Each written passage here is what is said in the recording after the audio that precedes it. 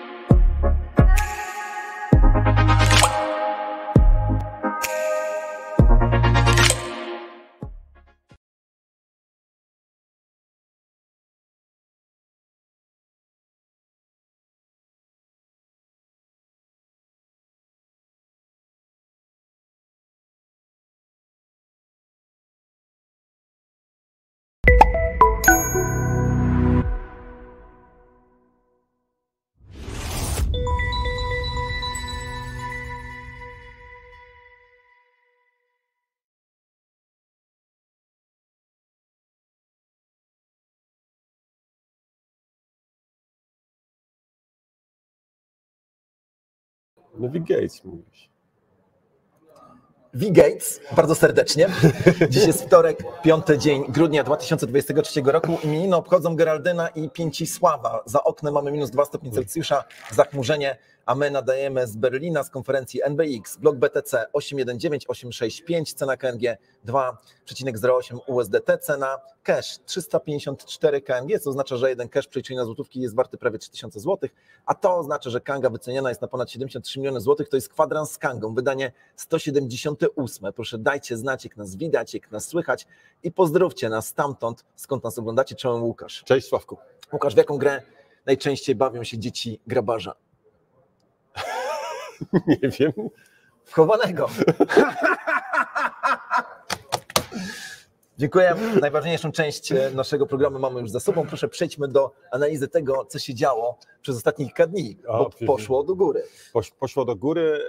Powiedziałbym, że mało się dzieje na rynku, mało jakichś znaczących wydarzeń, więc po prostu ludzie zajęli się ceną i kupują bitcoina. Faktycznie analityków, których oglądałem, nie zaskoczyły te ruchy. Sam osobiście tak w weekend się zastanawiałem, jakie będzie otwarcie poniedziałkowe i tutaj rozmawialiśmy i mówiłem, jeśli poleci do góry, to już się nie zatrzyma, ale jak zacznie spadać, to będziemy mieli jakąś korektę. A to się okazało, że jednak ta pierwsza myśl, czyli że poszło do góry i osiągnęliśmy nawet 42 000 z kawałeczkiem.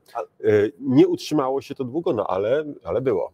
No dobra, bo jak jechaliśmy tutaj w niedzielę, tak, to mieliśmy w samochodzie dyskusję jeszcze z drugim Łukaszem, który zajmuje się u nas w Kandze między innymi analizą techniczną właśnie, no i jakby przewidywaliśmy, że w poniedziałek cena zejdzie w dół, że to jest taki jak gdyby naturalny ruch, jeżeli w weekend dzieje się coś takiego, że idzie do góry, to w poniedziałek schodzi w dół. No chyba, właśnie, że padł taki komentarz, że chyba, że jesteśmy świadkami zaczynającej się hossy. Wiem, że to jest taki temat, który wałkujemy w każdym odcinku naszego kwadransa. Czy to już jest hossa, czy jeszcze nie? No tak. No i właśnie, czy to jest hossa, bo mieliśmy jeszcze rozmowę w poniedziałek podczas śniadania z Jackiem, który powiedział, że do hossy brakuje jeszcze jednego wskaźnika.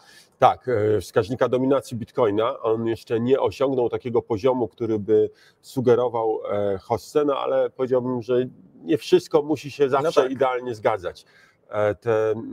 Te poziomy, które w tej chwili widzimy, według tych analityków, których oglądałem, tych magików od Flamastra i Kredki, oni mówią jasno i tutaj zdecydowanie są zgodni. Bardzo mało jest głosów takich sceptycznych.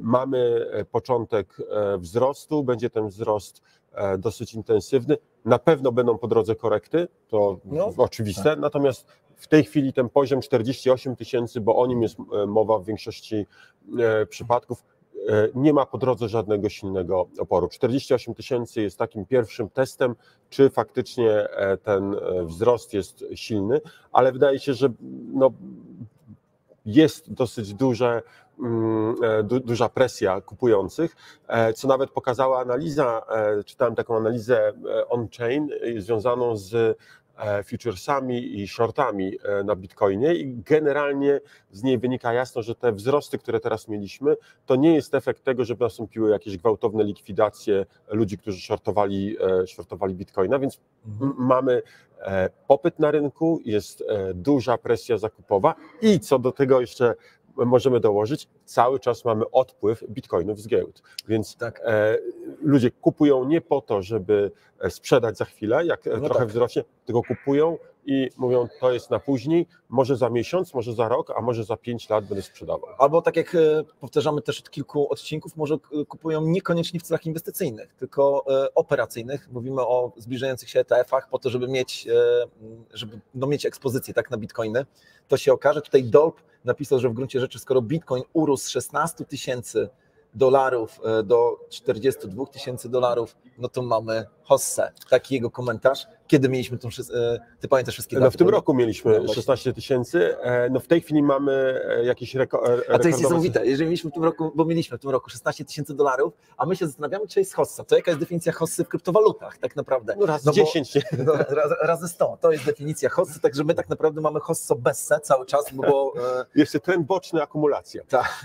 Tutaj bardzo ciekawa rzecz, no jesteśmy na konferencji NBX, wykorzystujemy to, że konferencja zacznie się za jakieś 20 minut, więc mamy trochę przestrzeni dla siebie. Normalnie to tutaj tłumy się przewalają, sporo osób, ale powiedziałbym, że duży optymizm wśród wszystkich, z którymi rozmawiałem. Nikt tutaj nie martwi się tym, co przyniesie przyszłość, nikt nie mówi o żadnej zapaści, o jakichś problemach, które mogą nas czekać. Raczej wszyscy optymistycznie patrzą i zastanawiają się, jak mogą rozwijać, czy to swoje projekty, czy swoje portfolio inwestycyjne, co teraz robić, więc nastroje są bardzo pozytywne, to dobrze, bo faktycznie ta zima na kryptowalutach była bardzo długa i mroźna. Tak, już się zmroziliśmy wystarczająco i teraz myślimy o ciepłych obszarach. To co takiego dzieje się w świecie Ethereum? No w Ethereum jest bardzo zmiennie w tej chwili. Z jednej strony pojawiają się bardzo dużo komentarzy mówiących o tym, że Ethereum będzie miało teraz swoje naprawdę nawet nie 5 minut, a może i 5 tygodni. Wzrosty, które widzieliśmy wcześniej, we wcześniejszych cyklach, za każdym razem były coraz większe, więc spodziewamy się, że teraz ten wzrost będzie jeszcze większy. Jeżeli to faktycznie nastąpi, jeżeli te prognozy się sprawdzą, to nastąpi coś, co prawdopodobnie nastąpi coś, co jest wieszczone od dawna, czyli flip na pierwszej pozycji kapitalizacji i może się okazać, że Ethereum przeskoczy Bitcoina. To jest, będzie wydarzenie na pewno bardzo, bardzo duże. Czy tak będzie? Oczywiście nie wiemy, natomiast gdyby się tak wydarzyło, to by wstrząsnęło rynkiem kryptowalut, mimo że tak naprawdę to nie ma, tak fundamentalnie nie ma dużego znaczenia, ale faktycznie może się okazać, że Ethereum przeskoczy Bitcoina, no i to będzie bardzo, to by się bardzo ciekawe. Jestem na MarketCapie, widzę jaki jest market cap, jeżeli chodzi o Bitcoina, to jest 811 miliardów, a jeżeli chodzi o Ethereum, to jest 264 miliardy. Także no to jeszcze trochę pracy trzeba było wykonać, żeby się to udało, ale to w gruncie rzeczy myślę sobie, że to mógłby być wskaźnik gigahossy, gdyby Ethereum przegoniło nawet na chwilę, jeśli chodzi o kapitalizację Bitcoina, tak? Bo to oznacza, że inwestorzy zaczynają pokładać swoje nadzieje w altach. No Ethereum nie wiadomo jak traktować, czy to jest alt, czy to jest to jest osobne, ale gdyby tak było, to bym powiedział, że to jest właśnie wskaźnik gigahossy. Ja dodam, pewnie coś więcej jeszcze powiemy o NBX-ie, ale jest jeszcze jeden wskaźnik konferencyjny, który pokazuje, że ten optymizm jest silny. Oto znowuż pojawiają się projekty, które nie mają nic wspólnego z krypto, a zamierzają się tokenizować. Ciężki przemysł jest tutaj obecny, widziałem tutaj wczoraj takie stoisko, turystyka się pojawia, energetyka, więc to też jest jakiś wskaźnik tego, że jeżeli ten świat taki biznesowy, nie kryptowalutowy zaczyna się interesować tokenizacją, no to jest to jakiś prognostyk, że coś się dzieje, no zobaczymy.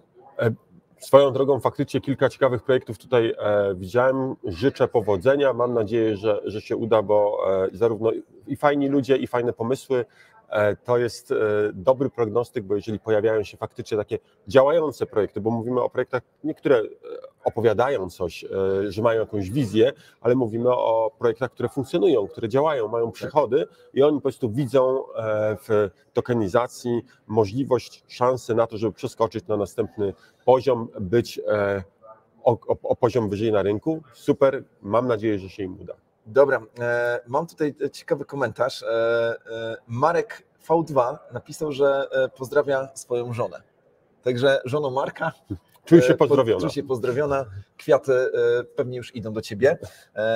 Red napisał, że pozdrowienia dla M, który ciężko pracuje w NASA. Ciekawa sprawa, że ludzie przekazują pozdrowienia. To dobry ten. Jeżeli macie kogoś, komu chcecie wybaczyć albo oczekujecie wybaczenia od kogoś, to dajcie znać, też to ogarniemy. Kiedyś był w telewizji taki program. Wybacz mi, tak. Manik napisał gratulacje za wprowadzenie tokenu PIN-u, który realnie ma duże szanse zrobić wiele X wzrostu. Oliver napisał, BTC rośnie, a Kanga stoi w miejscu. To się jeszcze okaże, tutaj będzie. A propos tego, jakich cen spodziewamy się na tokenie KNG, zapraszam na dailychain.io, analiza techniczna, która stawia tam pewne swoje prognozy. Każdy może to przeczytać, proszę sprawdźcie to. Oczywiście zaznaczmy, że ta analiza nie jest robiona przez nas, tak, tylko to jest przez niezależnego analityka, więc to nie jest tak, że my prognozujemy te ceny. Tak. Mateusz napisał, instytucje kupują pod ETF-y, żeby mieć ekspozycję, gdy zostaną zatwierdzone te ETF-y, tylko po co im ETF-y, skoro już teraz w jakiś sposób mogą się ładować w BTC? No właśnie, Mateusz, okazuje się, że wiele instytucji nie może się ładować w Bitcoina, dlatego że regulacje im na to nie pozwalają, ale ETF będzie jakby takim mostem, który im pozwoli to robić. Może Łukasz, chciałbyś to wyjaśnić? Bardzo dużo największych instytucji finansowych inwestuje tylko i wyłącznie w te aktywa, które są obecne na giełdzie, czyli w sposób taki klasyczny dokonuje inwestycji, mają całe procedury przygotowane. Pamiętajmy, że oni operują nie milionami, tylko raczej miliardami i to są kwoty, które wymagają pewnych procedur przy zarządzaniu i oni po prostu kupują tylko to, co jest na giełdzie. W tym momencie oni nie mogą kupić Bitcoina, mogą kupować kontrakty bitcoinowe, które z Bitcoinem za dużo wspólnego nie mają, ale to są tylko kontrakty. O wiele lepszym, stabilniejszym sposobem jest kupowanie ETF-u, który jest zabezpieczony prawdziwym Bitcoinem i to jest ten element, który ma spowodować, że faktycznie w Bitcoina, w tą całą nawet powiedziałbym naszą gałąź finansową, czyli w kryptowaluty zostanie wpompowane gigantyczna kwota zostanie pieniędzy. wprowadzony ten wielki kapitał finansowy. Niektórzy mają wątpliwości związane z tym ruchem, ja się do nich zaliczam, no ale będziemy śledzić ten temat. Pytanie od Kanga Boya. Sławek, jak sprawa z Łokik, czy osiągnęliście porozumienie, jak to wygląda? Rozmawiamy z Łokikiem i jesteśmy więcej niż dobrej... Słyszałeś to? Nie. Więcej niż dobrej myśli, ale tu jeszcze musimy chwilę poczekać. Na pewno będziecie pierwsi wy, widzowie Kwadransa z Kangą, którzy się dowiedzą właśnie o tym, jak te rozmowy się zakończyło. Pytanie, Łukasz, do ciebie... Poczekaj, zanim przejdziemy do pytania, to jest dobry moment, żeby przypomnieć Wam, żebyście subskrybowali, kliknęli dzwoneczek i dali łapkę w górę. Jeżeli chcecie być na bieżąco właśnie z takimi newsami, to warto to zrobić, nie ominie Was wtedy żadna informacja. Napiszcie też komentarz, nawet taki taktyczny, zależy nam na zwiększaniu zasięgów, chcemy dotrzeć do jak największej ilości osób, no a z drugiej strony zachęcamy do tego, żebyście udostępniali ten materiał swoim znajomym. Warto dzielić się wiedzą, warto pozwolić innym również zyskać na kryptowalutach. Tak jest. Pojawiło się pytanie, czy pojawi się więcej par do Bitcoina na Kandze? No, zobaczymy. Natomiast to pogadajmy o tym chwilę, no bo każda para, dodanie każdej nowej pary to jest jakiś wysiłek, nie tylko technologiczny, powiedzmy ten wysiłek jest przy naszych umiejętnościach najmniejszy, ale to jest wysiłek taki, gdzie my musimy zapewnić dynamikę tego rynku, płynność i tak dalej. No więc można by było zrobić tak faktycznie, że notujemy każdy token do Bitcoina. Pytanie, czy to ma uzasadnienie, no bo tak naprawdę najwięcej par powinno być notowanych do stable coinów, które są jak gdyby takim łącznikiem pomiędzy pozostałymi parami. Tak, oczywiście.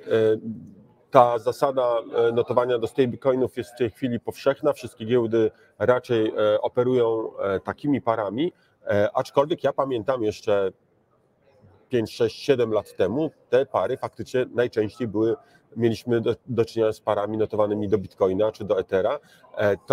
To się zmieniło, odkąd stablecoiny stały się tak bardzo popularne.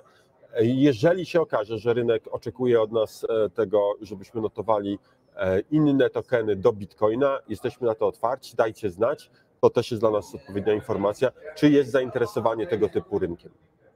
Tak. Technicznie nic nie stoi na przeszkodzie. Technicznie nie. Zastanawiam się, ja pamiętam jak token KNG był notowany do Bitcoina. Był taki moment przy pierwszym naszym notowaniu. Natomiast też pamiętam, że w drodze długich deliberacji i dyskusji doszliśmy do wniosku, że nie ma tu głębszego uzasadnienia. Musimy notować token KNG do stablecoinów. I to jest bardzo ważne. Tutaj pojawiają się pytania, kiedy nowa tokenomia KNG. Za tydzień będzie ogłoszenie nowej tokenomii, właściwie takiego programu, który nazywa się KNG 2.0, także koniecznie wciśnijcie dzwoneczek. No i Roman Majewski dopytuje się, kiedy KNG na innych giełdach. Roman, poczekaj choćby do przyszłego tygodnia. I tutaj dalej Vitalik Spark komentuje a propos tej dyskusji o notowaniach do Bitcoina. No tak, ale wtedy masz dwie transakcje, a tak są tacy, co long-termowo grają do Bitcoina. No tak, oczywiście. Jeżeli chcesz wyjść z jednego tokena i kupić Bitcoina, no to faktycznie musisz dokonać dwóch transakcji, no ale to podkreślamy, my nie walczymy z rynkiem. Na razie na rynku jest tendencja taka i oczekiwania takie są użytkowników, że będziemy mieli notowania wszystkich tokenów do stablecoinów. Jeżeli pojawi się zapotrzebowanie na rynki do Bitcoina, czy do Ethera, czy do jakiejkolwiek innej kryptowaluty, będziemy na to otwarci, czujnie śledzimy trendy, będziemy chcieli reagować. Podkreślam, technicznie nie ma żadnego problemu. Tutaj bardziej chodzi o to, czy taki rynek, jak zostanie otwarty, czy po prostu nie będzie martwym rynkiem. Dobra, Łukasz, jakie mamy newsy? Ja mam tutaj kilka. Zacznę może od newsów takich obyczajowych. Dobrze. No bo to okazuje się, że współwięzień Sama Bankmana-Frieda zabrał głos. No bo pamiętamy o tym, że w sierpniu Sam Bankman złamał zasady aresztu domowego, grzecznie został przeniesiony do aresztu niedomowego i osadzono go faktycznie z jakimś gangsterem, który w tej chwili tutaj udziela wywiadów. A ten gangster został wypuszczony dlatego, że doniósł jako świadek koronny na swoich kolegów. Teraz bardzo upraszczam. On po prostu ujawnił pewne informacje i prokurator go wypuścił. No i opowiada o Samie kilka ciekawych rzeczy. Dowiedziałem się z artykułu, który czytałem, że w amerykańskich więzieniach, a przynajmniej w tych, w których przebywał Sam Bankman, nie wolno palić papierosów. I to ma o tyle duże znaczenie, że w polskich więzieniach, wiem, bo mi kolega opowiadał, walutą jest nikotyna. Cokolwiek chcesz załatwić, to robisz tak, że płacisz papierosami albo wagonami i tak dalej. Oto okazuje się, że w tych amerykańskich więzieniach taką walutą jest makrela. Tak, puszka z makrelą. No musiało coś w ogóle. To jest ta waluta, czy to narzędzie barterowe i podobno Sam Bankman handlował tymi makrelami. Także to jest jakby pierwsza taka wskazówka. Druga rzecz, podobno bardzo cierpi na zdrowiu, zwłaszcza psychicznym. Jest słaby, jest wątłego ducha i ciała, musi przyjmować leki. No i trzecia rzecz, Sam Bankman jest weganem. Ja nie wiedziałam o tym, że jest weganem, a w amerykańskim więzieniu trudno podobno żyć w oparciu o dietę wegańską. Jak się więźniowie dowiedzieli o tym, że on może dysponować jakimś kapitałem, próbowali go zastraszyć tak, żeby zamówił sobie ochronę, ale ten współwięzień, który z nim był, powiedział: słuchaj, nie daj się zastraszyć, zobaczysz, odpuszczą ci, i podobno nawet raz się z kimś pobił, żeby bronić Sama. Także to takie obyczajowe, wiem, że to nie ma znaczenia dla ceny Bitcoina, ale no, ktoś musi o tym powiedzieć. No, ktoś musi być głosem Sama tutaj w tej dalekiej Polsce albo Berlinie.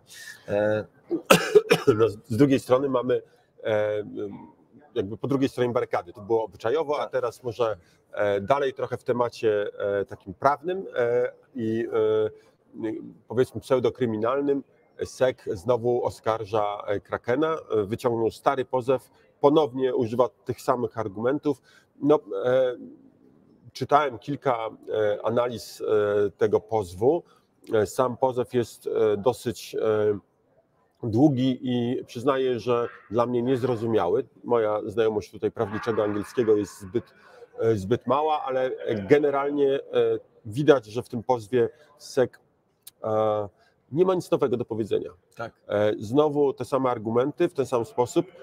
Można powiedzieć, że w jakiś sposób się kompromituje, bo pokazuje, że Tak naprawdę nie chodzi o to, żeby szukać tutaj prawdy albo szukać spełnienia prawa, tylko raczej chodzi o to, żeby zaszkodzić, żeby, jak to niektórzy napisali, oczyścić przedpole, żeby w Stanach Zjednoczonych została tylko jedna słuszna platforma giełdowa, czyli Coinbase, i on jako jedyny został na rynku. Oczywiście Coinbase kontrolowany przez odpowiednich ludzi, czy będący pod wpływem odpowiednich ludzi, tak żeby ci, co mają zarobić, zarobili, a ci, co nie mają zarobić, nie zarobili. I tutaj można się spodziewać dalszego takiego działania. Omijane są małe giełdy, omijani są drobni gracze, SEC skupia się na tych dużych. Mam wrażenie, że po prostu chce przeszkadzać. Niczym nie ryzykuje, nic nie straci. SEC nie ma, on pozywając Krakena nic nie straci, nawet jak przegra. Ryzykuje politycznie. No politycznie i tak już wiadomo, że jest już Gary Gensler już jest skończony na tym stanowisku i on już nic gorszego się nie może stać. On i tak już ma na pewno zapewnione miękkie lądowanie. On teraz po prostu posłusznie wykonuje polecenia, które zostały mu wydane. Może tak być. Chodzi tylko o tę sytuację, że Gary Gensler, wiadomo, odejdzie z SEC-u pewnego dnia, ale SEC ma niby dalej stać na straży porządku finansowego i związanego z akcjami, tam z papierami wartościowymi. Eksperci zaznaczam, że po prostu czytam artykuły, tak? Twierdzą, że ten konflikt pomiędzy Krakenem a SEC-iem jest dla SEC-u z definicji przegrany. To znaczy, jak dojdzie do rozprawy sądowej, SEC ma dostać bardzo, bardzo mocno po głowie. I to jest źle dla SEC-u, dlatego że SEC przygotowuje się do rozprawy w sprawie Ripple Labs, czyli kolejnego odcinku tej opery mydlanej. Przegrana z Ripplem pogarsza ich sytuację. Tak. W jakimś sensie, tak? Pogarsza ich sytuację, więc te zachowania są w mojej ocenie zupełnie niejasne. Przecież każdy urząd, który wydaje decyzje, które non-stop podważa sąd, w gruncie rzeczy traci na autorytecie. No tak, ale to komu może zależeć na tym, żeby SEC miał autorytet? Komu zależy? W tej chwili uważam, że nikomu. No tak, samemu SEC-owi. No tak, ale SEC to w tej chwili jest Gary Gensler i jemu już nie zależy. On już wie, że jego dni są policzone, on już wie, że to, co mógł osiągnąć, już osiągnął, on już wyżej nie pójdzie, teraz może tylko wycofać się na z góry przygotowane wcześniej stanowiska i spokojnie sobie żyć dalej, a nie będzie w stanie już zbudować czegoś więcej. Jego kariera, to jest moja oczywiście opinia, jego kariera, można powiedzieć, dobiegła końca, zrobił to, co miał zrobić, wykonał zadanie. Tutaj nie ma odejścia w chwale, tutaj będzie raczej po prostu odejście ze stanowiska. No i on teraz tylko walczy o to, żeby mieć na pewno miękkie lądowanie. Bardzo możliwe, że musi wykonać jeszcze kilka ruchów, żeby pokazać, że naprawdę jest wiernym żołnierzem walczącym po jednej. Tak.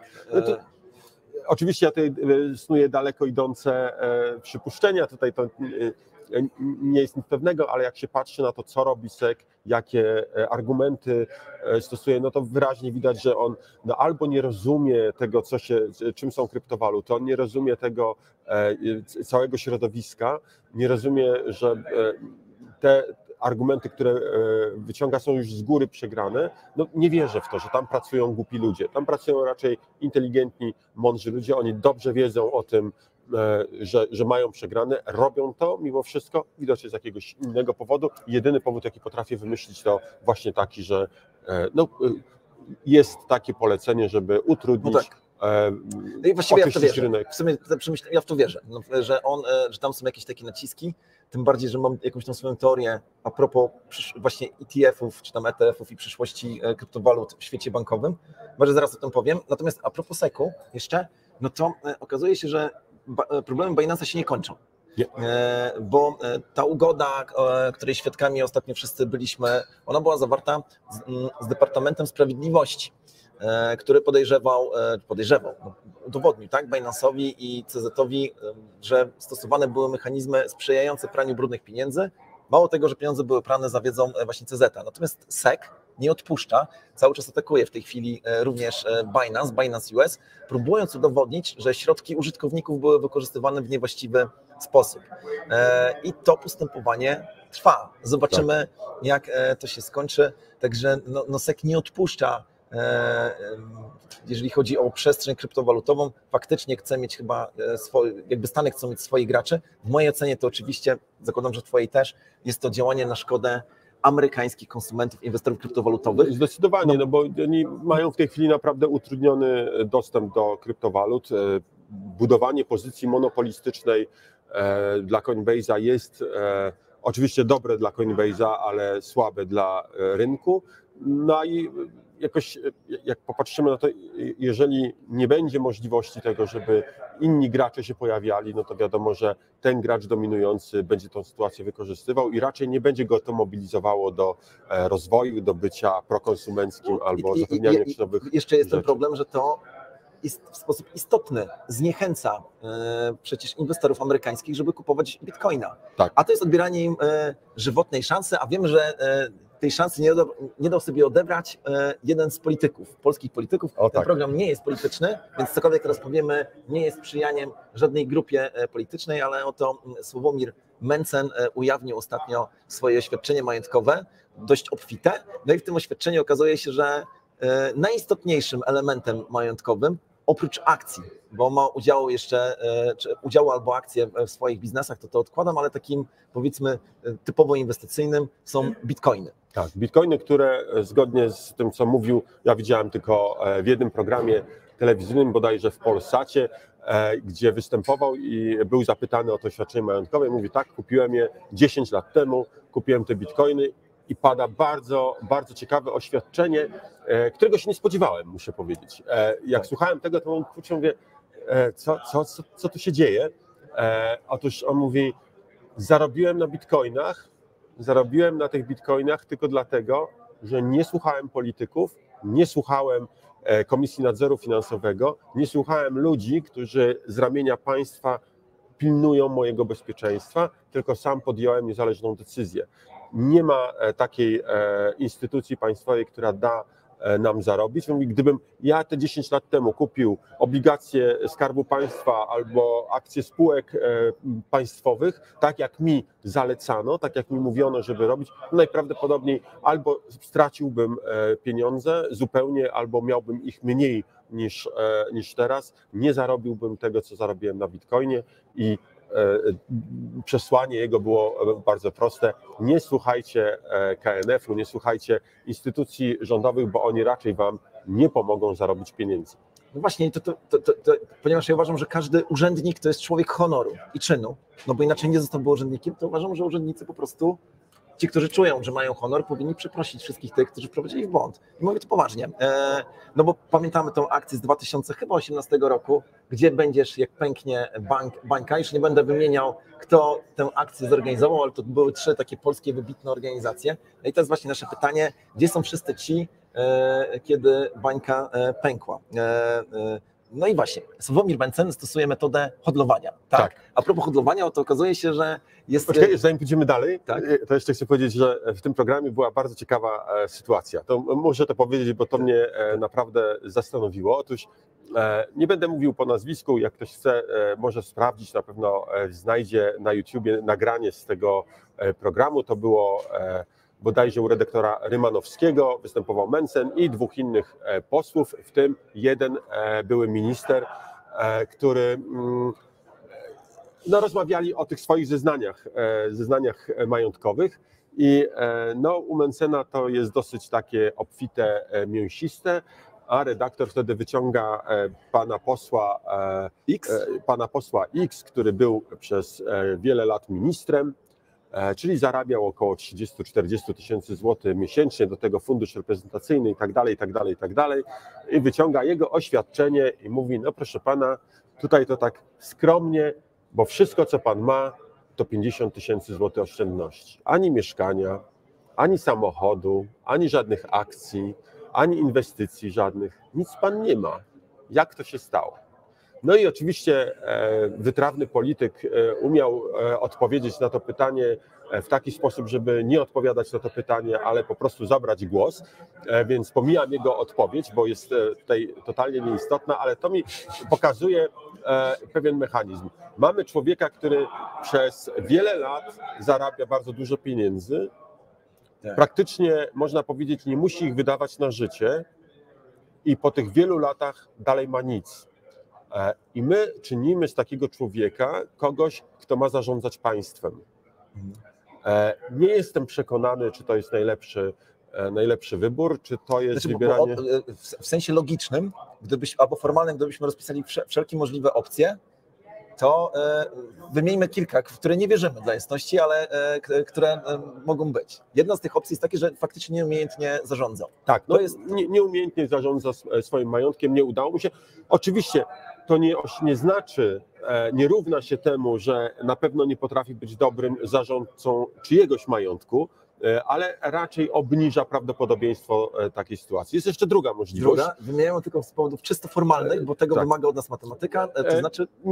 Miał po prostu bardzo trudne życie i musiał te pieniądze na coś wydać, nie wiem, może miał chorą rodzinę, wydał te wszystkie pieniądze, sfinansował leczenie i dlatego nic. Jest to możliwe, prawdopodobne, jest to jedno z możliwych wytłumaczeń.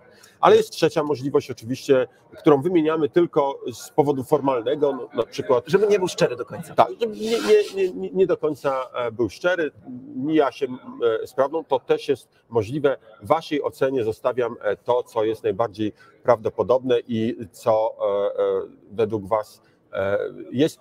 Zupełnie odchodzimy teraz już od polityki. Nie chodzi nam o to, żeby upolityczniać ten program. Tak. Nie jesteśmy politycznie ukierunkowani. Zaangażowani jako Kanga. Jako Kanga.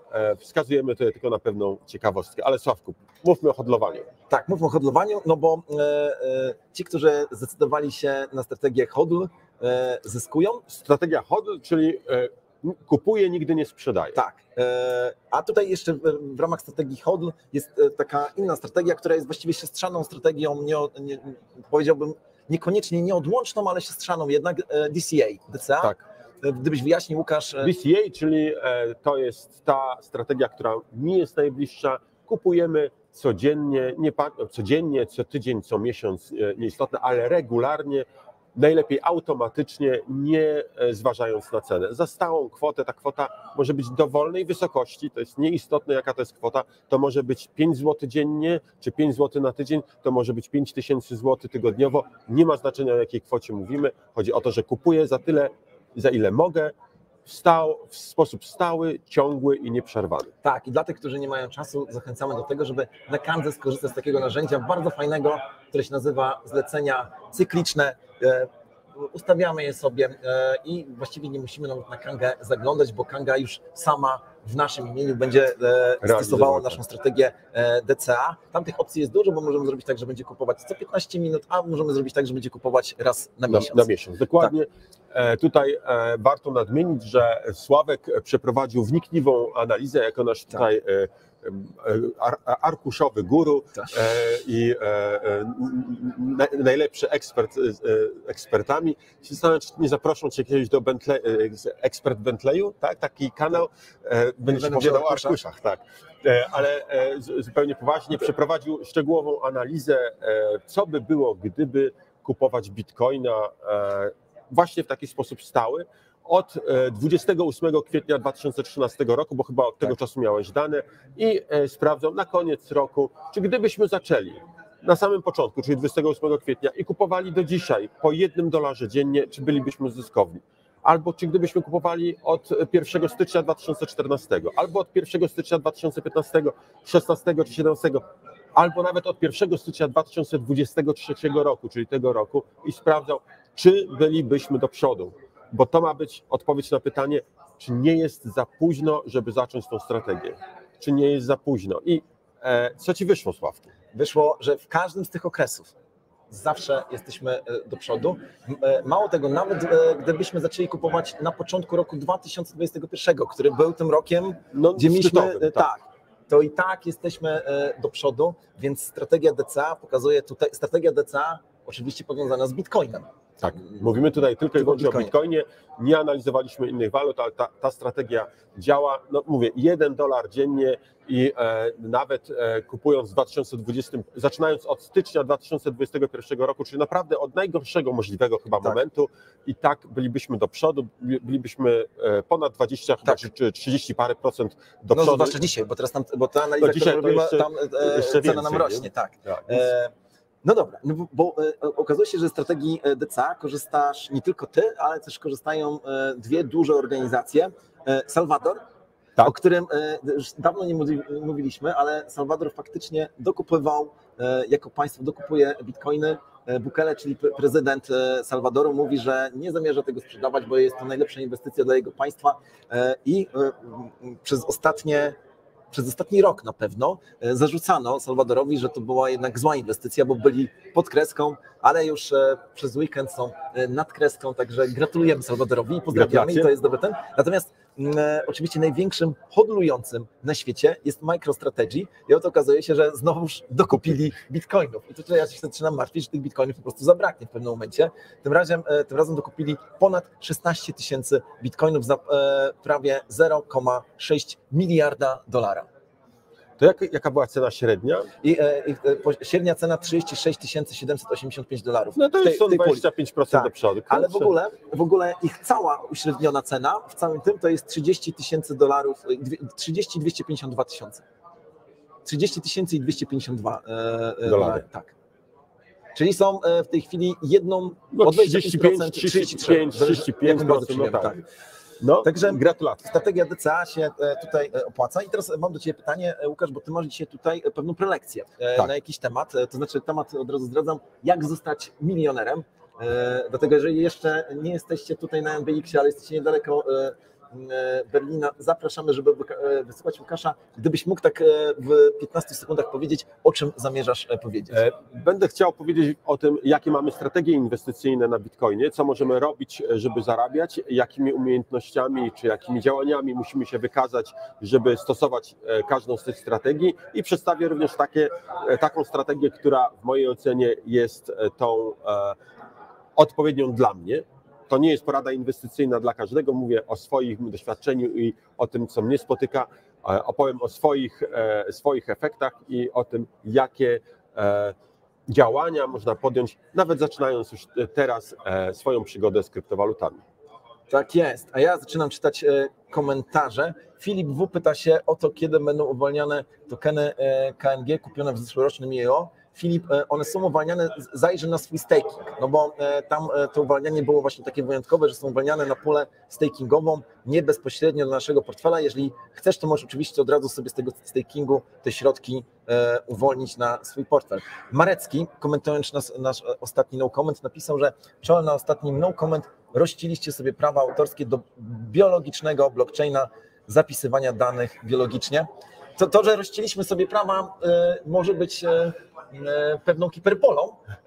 Faktycznie, jeżeli ktoś to opisał przed nami, no trudno, musimy się poradzić tutaj z tą porażką, wszak przejadanie pigułek, przegryzanie pigułek porażki, tych gorzkich pigułek, to jest coś, co nas ostatecznie wzmacnia. Także Marek, nie obawiaj się, nikomu tego nie zamierzamy zabrać. Czytam dalej komentarze. Dolp napisał, że od wywiadu z Mencenem on już zarobił bańkę na tym, bo tam cena poszła do góry.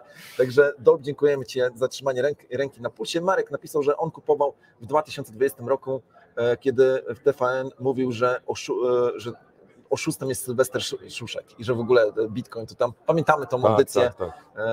Także Marka to zachęciło i Marek też jest do przodu. Czytam dalej, tutaj było. Hubert napisał, że trudno znaleźć te zlecenia cykliczne w interfejsie.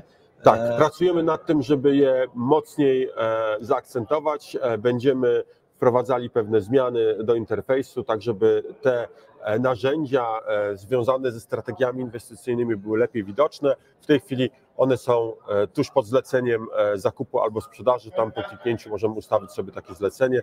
Faktycznie nie jest to mocno eksponowane, głównie dlatego, że jest to narzędzie, powiedziałbym, dla zaawansowanych użytkowników i nie chcemy, żeby ktoś nie zdający się zupełnie przypadkowo w to kliknął, ale widać, że nasi użytkownicy są coraz lepiej wyedukowani i mam nadzieję, że będą coraz częściej korzystali z tego rozwiązania.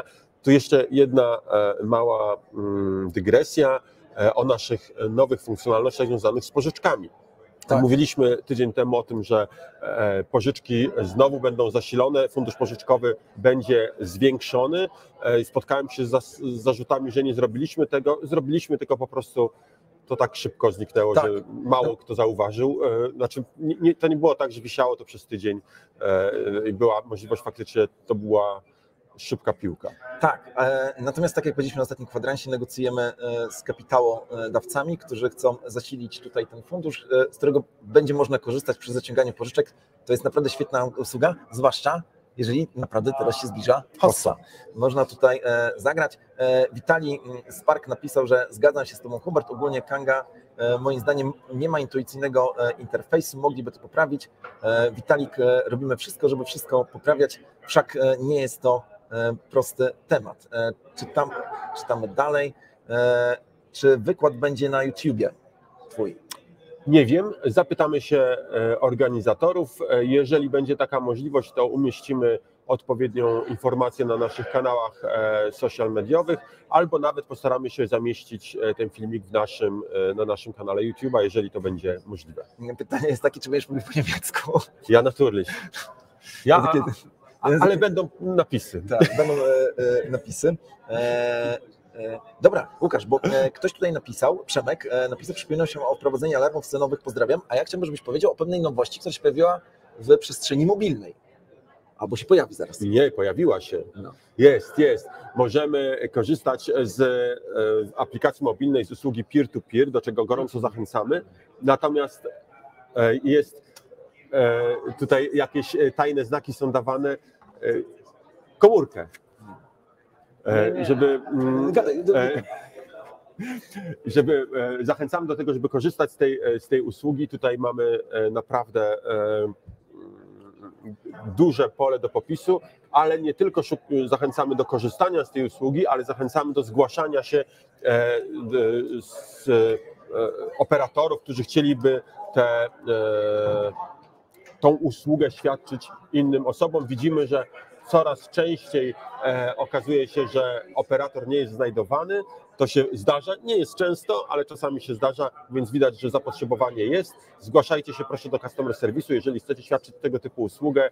To jest dobry sposób na to, żeby dołączyć do blockchaina ludzi, żeby znowu rozproszyć usługi, które są dostępne dzięki Kandze. Tak, no właśnie wczoraj miałem okazję tutaj mówić o blockchainie ludzi i chciałem tylko przedstawić swoją pełną teorię spiskową. Tak.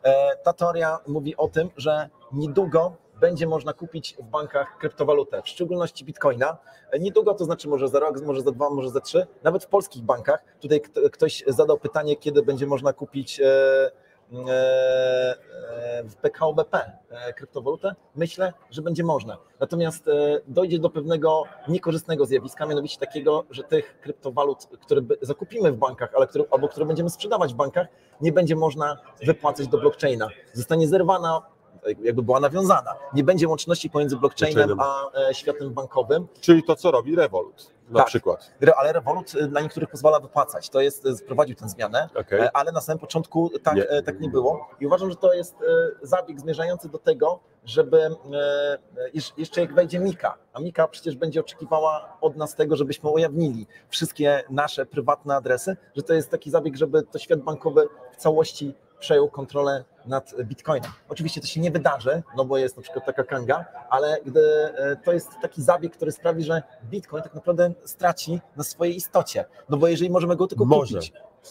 Może stracić, jeżeli by się to udało. Tak. Natomiast zdałem sobie właśnie sprawę z tego, że tak jak kiedyś byłem fanem tego, żeby w bankach można było kupować kryptowalutę, tak teraz staję się tego przeciwnikiem, chyba że bank pozwoli faktycznie wypłacać te środki do blockchaina. No ciekawa, tutaj na to możemy nałożyć jeszcze drugą teorię spiskową, która się pojawia. Otóż wiele osób wskazuje na to, że tak naprawdę to tak nie jest, że świat tej banksterki czy banksterów jest taki jednolity. Tak naprawdę tam ścierają się silne bardzo frakcje różnych osób i jedną z takich istotnych linii podziału jest właśnie podział na linii banki i bankowcy kontra fundusze zarządzające dużymi środkami. I jak jeszcze do niedawna wygrywali ci pierwsi, ci bankowcy, oni tutaj wiedli prym, o tyle okazuje się, że w tej chwili te wielkie fundusze zaczynają zyskiwać na znaczeniu i zaczynają coraz intensywniej wpływać na to, co się dzieje w świecie finansów, czego przykładem może być właśnie działania BlackRocka czy Fidelity, które pokazują, że to oni zaczynają dyktować, co się będzie działo i jak się będzie działo. To dobrze by wróżyło, bo jednak tym funduszom zależy na tym, żeby oni mogli zarabiać. Mam nadzieję, że nie skończy się tak, że oni znowu będą mogli zarabiać tylko ci najbogatsi. Michał napisał, że a propos peer-to-peer, przepraszam, teraz zmieniam temat, że trzeba wprowadzić limit na transakcje peer-to-peer 2,5 tysiąca złotych, co wynika z tego, że niektóre banki pozwalają ci jednorazową transakcję blikową zrobić na poziomie 2,5 tysiąca złotych i dlatego jak ktoś wpisuje 4 tysiące, to nie jest znajdowany operator. To jest operator, bo nie jest w stanie tej transakcji zrealizować. Michał, dziękujemy za tą wskazówkę. Będziemy o tym oczywiście myśleć. Dolt napisał, że PKO BP będzie miał rezerwę cząstkową w Bitcoinie, jeżeli zdecyduje się handlować Bitcoinem, a to by był przecież koniec świata. Ojej. A Marecki nam dopisuje tutaj szczegóły związane z biologicznym blockchainem. Marecki, bardzo dziękuję. No i oczywiście Gawlak pyta pytanie. Zadaje pytanie, dziękuję Łukasz. Kiedy dźwignia na Kandze? Mam powiedzieć te brzydkie słowa? Follow the news? Follow the news. Follow the news, pracujemy nad dźwignią, to możemy powiedzieć po prostu, to jest no dobra. Chciałem pokazać jeden a propos hodlowania. Mamy takie hasło hodluj, nie pękaj, w związku z czym Kanga zdecydowała się uczestniczyć nie tylko w przestrzeni kryptowalutowej, ale wesprzeć nas wszystkich również w innych obszarach naszego życia. I oto każdy, kto się pojawi dzisiaj na NBX-ie, dostanie prezerwatywę Kangi. Tutaj proszę, trzymam, można się ciężko złapać ostrość. Tutaj są różne hasła, nie tylko hodluj, nie pękaj, to jest akurat secure your crypto. Więc no, wiadomo, zapraszamy, mamy tego jeszcze duże zapasy, warto mieć choćby z przyczyn kolekcjonerskich. Konkurs, tak. Przypominamy o konkursie. Jeżeli jesteś fachowcem, masz wiedzę i umiejętności, potrafisz dokonać cudów, używając różnych narzędzi w pęcie, kresek, mazaków i różnych linii, ale tak poważnie mówiąc, znajdujesz odpowiednie informacje w formacjach, potrafisz znaleźć szczyty i dołki. Zachęcamy Cię do tego, żebyś podzielił się swoimi umiejętnościami i stanął w szranki w konkursie osób, które potrafią prognozować cenę Bitcoina. Dzisiaj możesz wytypować cenę Bitcoina, jaka będzie za tydzień o godzinie 9 rano na rynku Bitcoin do USDT na Kandze.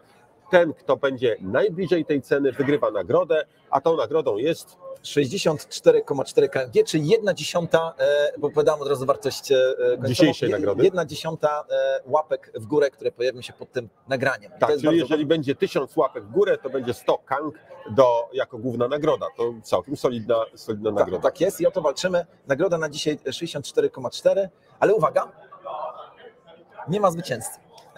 Nikt nie przewidział tej ceny. Nie udało się nikomu przewidzieć takich wzrostów. Bo tutaj dodajemy jedną rzecz, że nie wystarczy być najbliżej tej ceny, ale trzeba być w zakresie do $25. Myślę sobie, że my moglibyśmy podać jeszcze jedną rzecz, jak ogłaszamy wynikom konkursu, to znaczy jaka była najniższa prognozowana cena i jaka była najwyższa. To też by była jakaś ciekawa wskazówka. To oznacza, że 64 kangi przechodzą na kolejny odcinek Kwadransa z Kangą, a wy proszę, już możecie teraz zaczynać prognozować w oparciu o wasze doświadczenia. Jest jeszcze jeden konkurs związany z książką Arka Błażycy. Konkurs kończy się 6 dnia grudnia, czyli jutro w Mikołajki. Na Facebooku trzeba napisać, dlaczego wasze dziecko, a jeżeli nie macie dzieci, to jakiekolwiek dziecko powinno dostać książkę Arka Błażycy, tytuł W Dolinie Dostatku. To jest opowiadanie dla dzieci opowiadające właśnie o kryptowalutach. Dla jasności, to jest konkurs, który spotkał się z dużym zainteresowaniem. Ile Kamil mamy w tej chwili tych komentarzy? No ponad 100 chyba, no nie? I cały czas spływają, więc to mamy jest... tą książkę? Nie mamy jej tutaj niestety, żeby pokazać, ale na blogu Kangi jest ona pokazana. Nie ma tylko jednej nagrody, będą nagrody za pierwsze miejsce, drugie miejsce, trzecie miejsce. Za każde miejsce będzie książka, natomiast za pierwsze miejsce plus książki będą różne gadżety, w tym na przykład Lego, które nazywa się Napad na bank. Także myślę, że to wspaniała nagroda. Mój najmłodszy syn jest wielkim entuzjastą Lego, ale powiedziałam mu, żeby akurat nie brał udziału w tym konkursie, bo byłoby to podejrzane, gdyby wygrał. Także to tyle, jeżeli chodzi o konkursy. Patrzę jeszcze na jakieś nowości. i na komentarze. To już 4. kwadrans leci. Tak, wiem. Ktoś napisał etui na Ledgera. Rozumiem, że to jest pomysł na jakiś gadżet kangowy. Dobre hasło w związku z naszym gadżetem. Trzeba wiedzieć, kiedy wyjąć, bo to jest też ważne. Trzeba mieć te przed ECA, kiedyś trzeba wyjść. Strategię wyjścia, tak, oczywiście. Secure your seat, to jest inne hasło, bardzo dziękuję. Tutaj mamy polecenie, żebyśmy poszli na kebaba. I Filip podpowiada, jeszcze zróbcie tak, żeby operatorom peer-to-peer nie zabierało środków, dopóki kupujący nie zrealizuje przelewu lub blika. Jak to działa, Łukasz?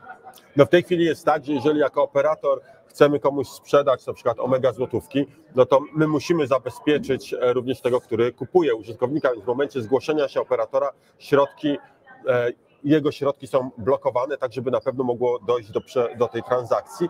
No jest to procedura, która musi być w ten sposób przeprowadzona, żeby zabezpieczyć obie strony. Ale jeżeli użytkownik nie wykona przelewu, jeżeli nie wykona tej operacji blik, no to środki są zwracane, więc to faktycznie może być jakaś niedogodność, ale ona nie trwa długo. Dobra, Łukasz, ja skończyłem swoją pulę newsów. Ja również. Także okrzyki wojenne na sam koniec. No, BCK, Bitcoin ciągle królem. A ja zanim powiem jeszcze o swoim okrzyku, tylko przypomnę, że jeżeli potrzebujesz gotówki i masz kryptowalutę, a w Twojej okolicy nie ma lokalsa ani żadnego kantoru, skorzystaj z usługi bankomatowej. Do 1000 euro możesz wypłacić w każdym bankomacie w Polsce za pomocą naszej usługi. Szczegóły na stronie kangakantor.pl. A mój okrzyk to oczywiście Kanga na fali KNF i tym okrzykiem ja i Łukasz żegnamy Was. Widzimy się w sobotę podczas No Comments. Wszystkiego dobrego. Hej! Cześć!